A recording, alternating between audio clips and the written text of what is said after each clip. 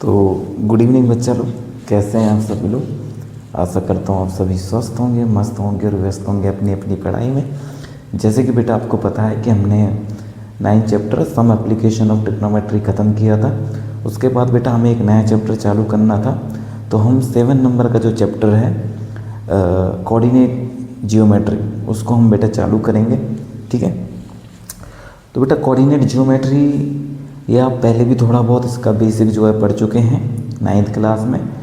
तो 9th class का बेटा जो बेसिक है उसको, और अभी हमको जिन जिन चीज़ों की ज़रूरत पड़ेगी, जिन फॉर्मूले की ज़रूरत पड़ेगी, जिस बेसिक नॉलेज की ज़रूरत पड़ेगी बेटा, आज हम इस वीडियो में उस बेसिक नॉलेज को गेन करेंगे। ठीक है। तो सबसे पहले चलते हैं बेटा 9th क्लास के उस बेसिक को जो आपको पता होना चाहिए, जो आपने पढ़ा था 9th क्लास में। ठीक है। तो 9th क्लास का जो बेसिक था बेटा वो हम हल्का सा रिकॉल करते हैं। ठीक है। 9th में हमने ग्राफ पढ़े थे बेटा, अगर आपको याद हो तो। ठीक है। इसको हम वाई एक्सिस बोलते थे, इसको एक्स।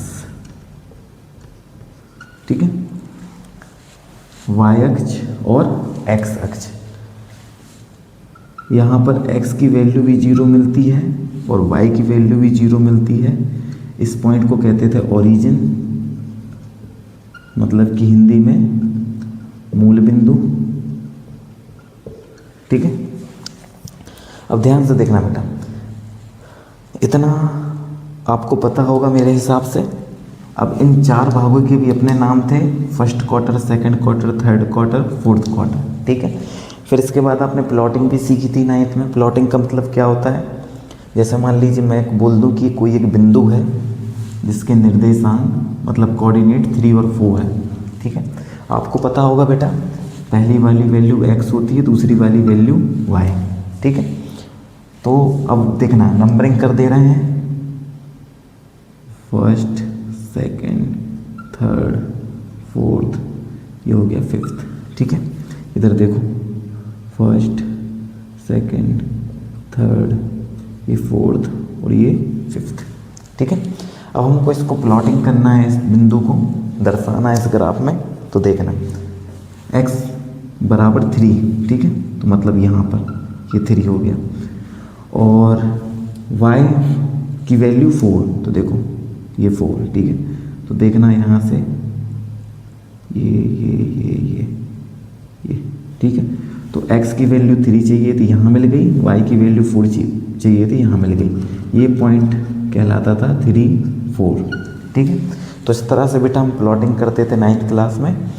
ये आपने बखूबी किया होगा बेटा, क्योंकि ये ईजी है, इसमें कुछ भी कठिन जैसा है नहीं।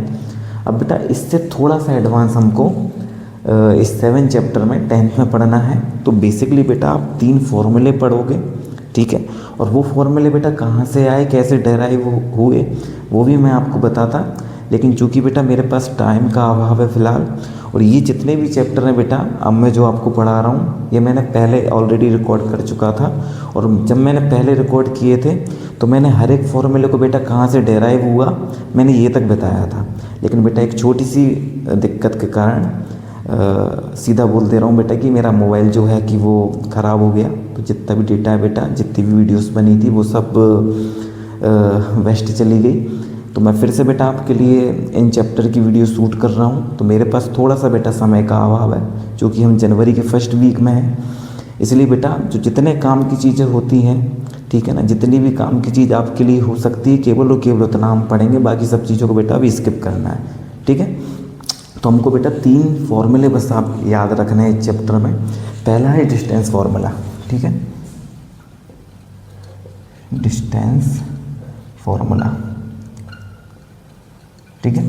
मान लीजिए आपके पास 2 पॉइंट हैं, एक P एक Q। ठीक है। P के निर्देशांक हैं x1 y1, Q के हैं x2 y2, और इसके बीच की हमको डिस्टेंस निकालनी है, दूरी निकालनी है। तो इसका फॉर्मूला होता था x2 माइनस x1 का whole square plus y2 minus y1 का होल स्क्वायर। ठीक है। ये आपको याद रखना है बेटा। ठीक है। ये पहली चीज़ हो गई। ठीक है। तो डिस्टेंस फॉर्मूला के बाद बेटा हमको पढ़ना है सेक्शन फॉर्मूला, ठीक है।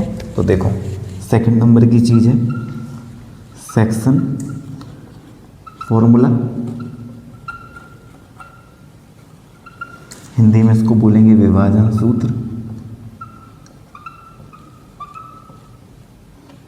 ठीक है। ध्यान से देखिएगा बेटा, थोड़ा सा कॉन्सेप्ट में समझा दे रहा हूँ। मान लीजिए एक लाइन है, ठीक है, जिस पे दो पॉइंट है बेटा, एक यहाँ पर P एक Q, ठीक है। इसके कोऑर्डिनेट हैं x1 y1, इसके कोऑर्डिनेट हैं x2 y2, ठीक है। तो बीच में बेटा कोई एक पॉइंट है, मान लीजिए यहाँ पर R, ठीक है, जिसने इस लाइन को M1 और M2 दो रेशियो में डिवाइड कर दिया। तो हमको निकालना है कि जो R पॉइंट है इसके कोऑर्डिनेट मतलब x और y की वैल्यू निकाल दो। तो देखो x इक्वल टू, इसका फॉर्मूला क्या बनेगा, m1 x2 plus m2 x1 upon में m1 प्लस m2।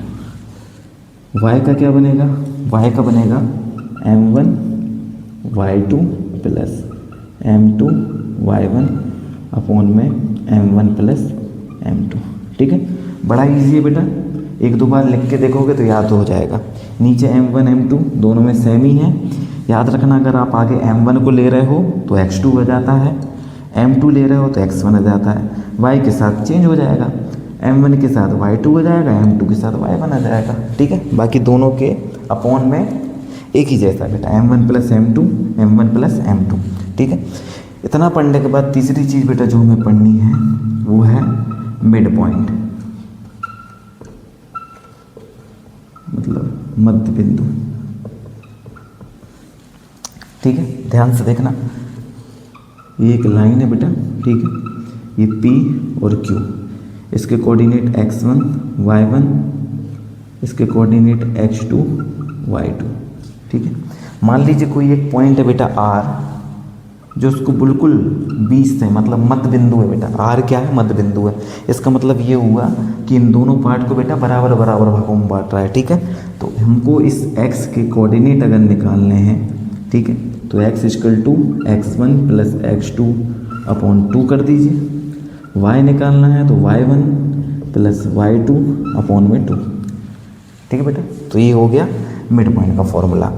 तो ये हो गया बेटा डिस्टेंस फॉर्मूला, ये हो गया सेक्शन फॉर्मूला, और ये हो गया बेटा अपना मिड पॉइंट का फॉर्मूला, ठीक है। ये खुद भी बेटा एक एक नंबर के सवाल आ सकते हैं, ठीक है। तो बेटा ये खुद एक एक नंबर के सवाल है, इसलिए आपको याद तो करना ही है बेटा इनको, ठीक है। क्योंकि एक वन वर्ड में बेटा आ सकता है कि मिड पॉइंट का फॉर्मूला लिखिए, सेक्शन फॉर्मूला क्या होता है वो लिखिए, डिस्टेंस फॉर्मूला क्या होता है वो लिखिए। तो बेटा आपको याद तो करना है ही, ठीक है। वन वर्ड का ये क्वेश्चन आइडियल क्वेश्चन है बेटा इस चैप्टर में, ठीक है। तो बेटा इतना बेसिक है, केवल इतना अगर आपको पता है ना बेटा, तो आप 7.1 7.2 सब बेटा इजीली तरीके से ख़त्म कर सकते हैं, ठीक है बेटा। तो आइए बेटा इसके बाद जो 7.1 है उसको हम स्टार्ट करते हैं और बेटा और उसके सारे सवाल को सॉल्व करते हैं बेटा।